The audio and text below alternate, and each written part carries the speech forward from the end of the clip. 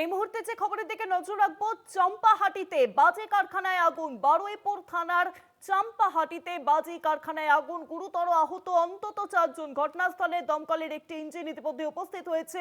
সেই আগুন নিয়ন্ত্রণে আনার চেষ্টা করছে দমকল বাহিনী। চম্পাহাটিতে বাজি কারখানায় আগুন। বারুইপুর থানার চম্পাহাটিতে বাজির কারখানায় বিধ্বংসী আগুন, গুরুতর আহত অন্তত 4 জন। ঘটনাস্থলে দমকলের একটি ইঞ্জিন ইতিমধ্যে পৌঁছেছে, সেই ছবি আপনাদের দেখাচ্ছি।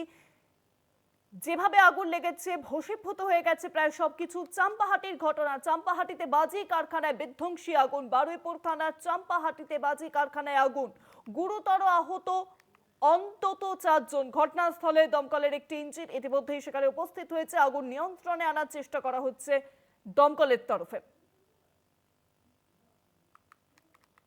চাম্পাহাটির ঘটনা, চাম্পাহাটিতে বাজি কারখানায় আগুন এবং সেই আগুনের গুরুতর আহত 4 জন। তাদেরকে ইতিমধ্যেই হাসপাতালে ভর্তি করা হয়েছে।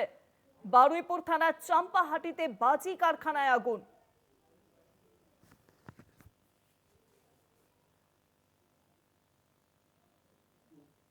ঘটনাস্থলে দমকলের একটি ইঞ্জিন।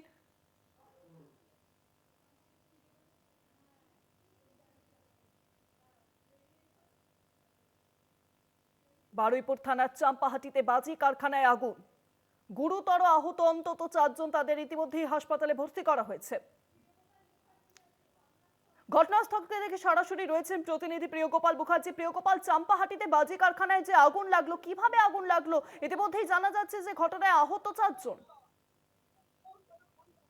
একদমই দেখো, তোমাকে যেটা বলে রাখি যে বারুইপুর চাম্পাহাটি যে হালাল, সেই হালাল বাজি কারখানায় কিন্তু আজ সকাল নাগাদ কিন্তু একটি ভয়াবহ বিস্ফোরণ হয় এবং যে চাম্পাহাটি যে বাজি কারখানা, সেই বাজি কারখানায় কিন্তু আগুন লাগে।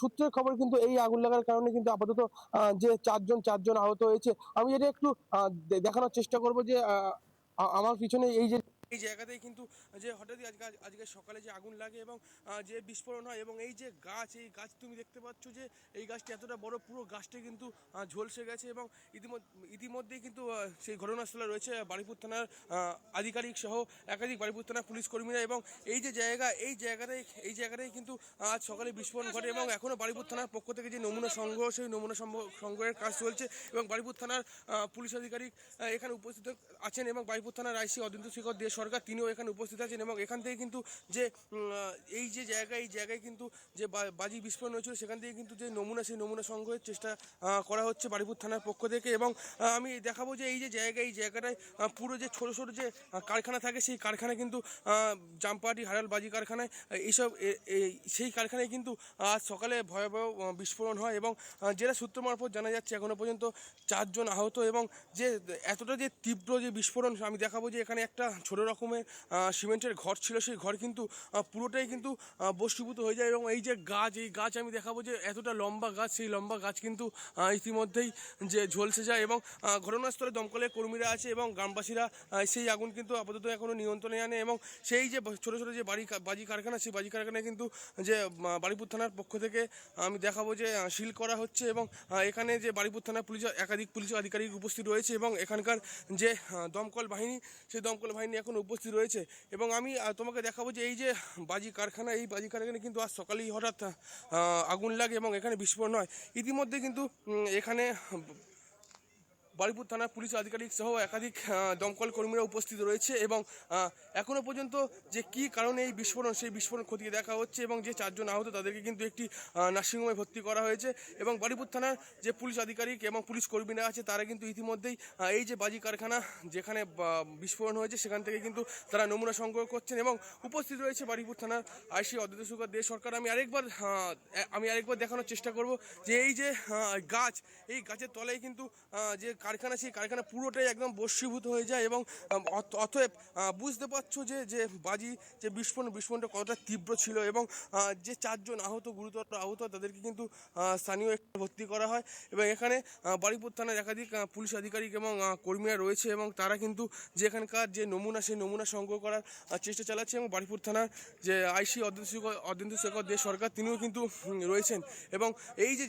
জায়গায় কিন্তু যে দেখাবো আরও একবার দেখাবো যে পুরো জায়গা কিন্তু বস্মীভূত এবং যে সিমেন্ট এবং যে পাঁচিল ছিল সেই পাঁচিলগুলো কীভাবে ভেঙে পড়ে আছে এবং অতএব তুমি বুঝতে পারছো যে বিস্ফোরণের তীব্রতা কতটা ছিল। এবং এই যে একটা বড় গাছ, সেই বড় গাছ কিন্তু প্রায় ঝলসে গেছে এবং এই গাছের গোড়েই কিন্তু সেই কারখানা ছিল এবং পুরো যে ছোটো ছোটো কারখানা আশপাশে যেগুলো রয়েছে সেইগুলো কিন্তু বারুইপুর থানার পক্ষ থেকে সিল করা হচ্ছে এবং বারুইপুর থানার যে আইসি অদিন্দ্রশেখর দে সরকার তিনি কিন্তু নিজে দাঁড়িয়ে থেকে এই তদারকি করছে। আমি দেখাবো যে এবং যে ছোটো ছোটো যে কারখানাগুলো রয়েছে সেই কারখানাগুলো ইতিমধ্যে সিল করা হচ্ছে।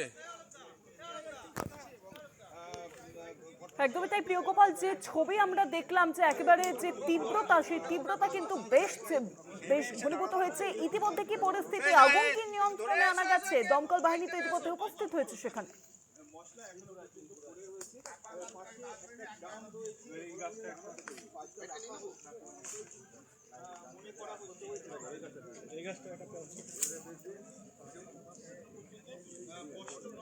প্রিয় গোপাল, শোনা যাচ্ছে আমার কথা? হ্যাঁ, হ্যালো। হ্যাঁ, বলছি দমকল বাহিনী তো ইতিমধ্যেই উপস্থিত হয়েছে সেখানে। আগুন কি পুরোপুরি নিয়ন্ত্রণে আনা গেছে নাকি পকেট ফায়ার এখনো আছে?